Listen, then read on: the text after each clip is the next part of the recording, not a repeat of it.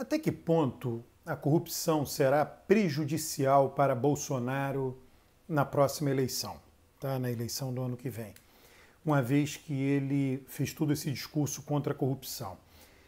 As pessoas, tem muita gente que menospreza o eleitorado brasileiro, dizendo que é um eleitorado que aceita o rouba mais faz.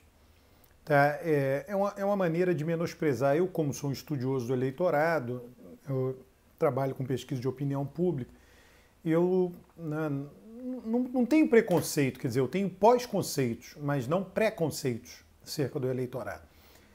Então essa coisa do rouba mais faz, ela é muito matizada, ela pode até ser resumida dessa forma, em certo sentido, mas ela é muito mais complexa do que isso.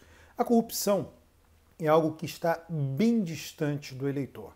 O que está próximo dele? Está próximo dele é a vida dele, as dificuldades que ele tem, as agruras do dia a dia. Vai num posto de saúde, o atendimento não é bom, o transporte está lotado, a capacidade de compra, o poder de compra diminui por conta de inflação, tem o risco de perder o emprego. Então, são essas coisas mais concretas que têm impacto na vida do eleitor e que, portanto, tem impacto na sua decisão do voto. A corrupção é algo que está lá em Brasília, está bem distante do eleitor. A corrupção de outras coisas que não são aquelas, óbvio, que eu falei, que eu narrei aqui algumas, você pode multiplicar e pensando, e aquelas que não estão ali na vida. O que ele quer ver é o seguinte, políticos que resolvam aquilo.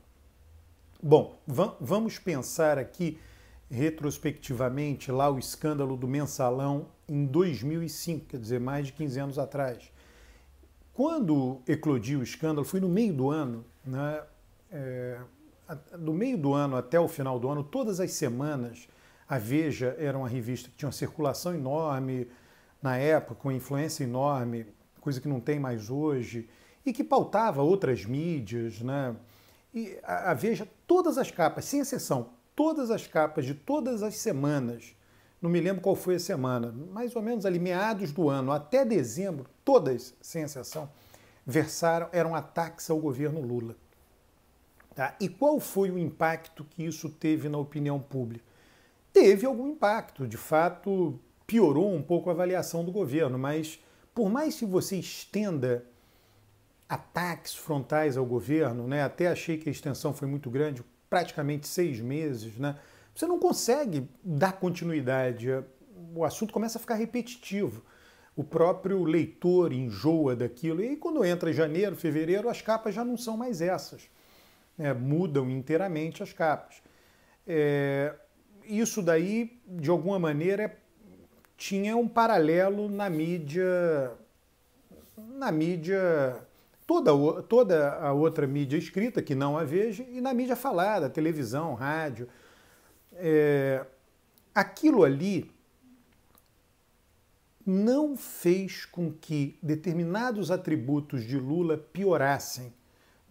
Eu coordenava uma pesquisa nacional mensal na época e tinha lá um atributo. Gente como a gente entende o problema dos pobres. Isso nunca ficou abaixo de 50% durante o escândalo do Mensalão. Por quê? Porque a vida dos pobres estava melhorando. Então, isso daí mostra o seguinte, o eleitorado, de um modo geral, ele é sensível aos escândalos de corrupção?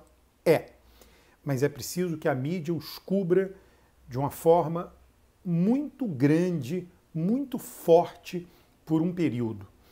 E aquilo é o que a literatura de ciência política chama de efeito de mídia. Tem um efeito de mídia. Não sei se você se recorda, vale a pena, se não, entre no Google, quando Osama Bin Laden foi capturado, morto, capturado, e seu corpo foi jogado no Oceano Índico. Logo depois, aquilo foi comemorado nas ruas, nos Estados Unidos, um governo democrata, foi o governo Obama. Logo, na semana seguinte, a popularidade de Obama foi no espaço. Aí passa 2, 3 semanas, ela volta ao patamar anterior à captura de Bin Laden. Tá? O que foi aquilo? Um efeito de mídia. Tá? Então, efeitos de mídia, eles acontecem, mas eles, como se diz, é um efeito que dá e passa, é que nem febre. A febre vem e vai embora. Qual é o medicamento para o efeito de mídia passar? O tempo. Alguns você consegue prolongar, outros não, você não sabe quanto tempo vai durar ele. mas você sabe que o tempo é o medicamento, ele não dura para sempre o efeito de mídia, né? Então, os ataques de corrupção a Bolsonaro podem sim, os ataques baseados em corrupção, vacina, rachadinha, podem sim ter um efeito de mídia, mas esse efeito, ele será temporário, tá? E isso daí eu estou falando do governo Lula, peguei o exemplo lá do Mensalão. Foi temporário, a situação da economia estava boa, a vida dos pobres melhorando, passa o escândalo de corrupção, as pessoas ficam sem receber aquele noticiário, mas elas voltam à avaliação do governo que tem a ver com as coisas concretas da vida dela. Bom, mensalão, já falei do mensalão. Vamos ver agora o caso que aconteceu no governo Dilma, né, a perseguição a Lula, enfim, condenação, né, a prisão de Lula já não era mais governo Dilma, era governo Temer, mas toda a coisa da Lava Jato, todo aquele noticiário aconteceu durante o governo Dilma.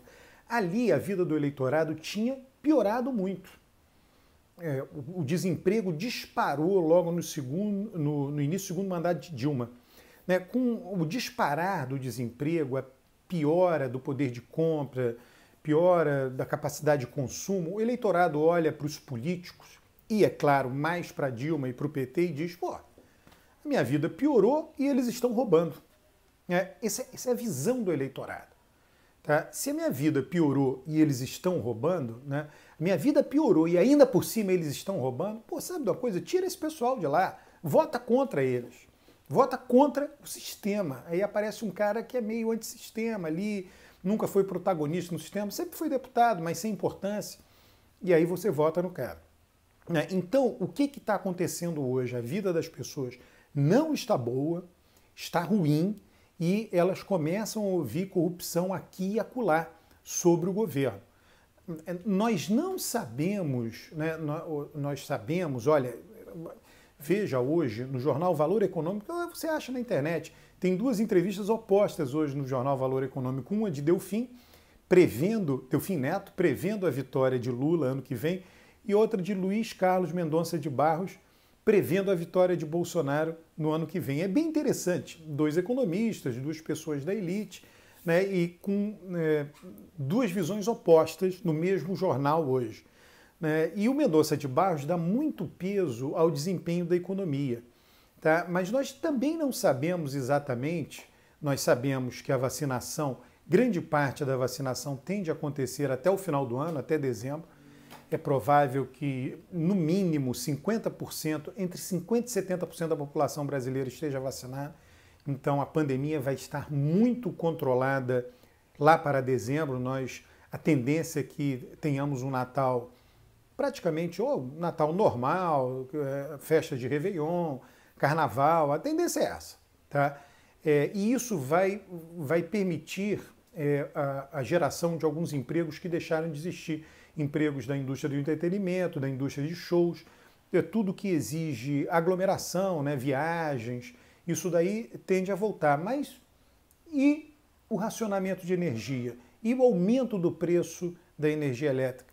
Ninguém sabe. Será que não vai ter um efeito recessivo? Né, toda a questão, aquela coisa de se correr o bicho pega, de se ficar o bicho come. Né? O Brasil não cresce. Se crescer, vai ter que parar de crescer, porque não tem energia para isso. Né? Não consegue atender a demanda de energia para uma situação de crescimento. Né? Então, são muitos os pontos de interrogação. Isso que eu vejo quando você compara a situação de Bolsonaro com a situação de Trump. A disputa da reeleição de Trump ocorreu no ano, nos Estados Unidos, quando foi pior tanto a pandemia quanto a crise econômica. E ali pegou, né, enfim, foi o responsável pela derrota de Trump.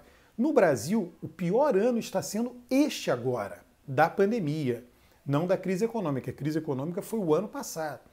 E o ano que vem, provavelmente não haverá nem pandemia, nem crise econômica. Isso é que protege, digamos assim, se a eleição fosse esse ano, a gente não teria dúvida aí para dizer, olha, Bolsonaro será derrotado. Ano que vem tem muita coisa ainda para acontecer daqui até lá. Tá? Mas esses escândalos de corrupção, eu, se fosse você, teria expectativa de que eles podem sim piorar a avaliação de Bolsonaro. mas passada a pior fase da mídia, divulgando esses escândalos, rachadinha, compra de vacina, esses escândalos deixarão de ter efeito na avaliação de Bolsonaro. Muito obrigado por ter assistido esse vídeo, muito obrigado por fazer parte desse canal. Deixe aqui, curta o vídeo, deixe seus comentários, um grande abraço, fique conosco.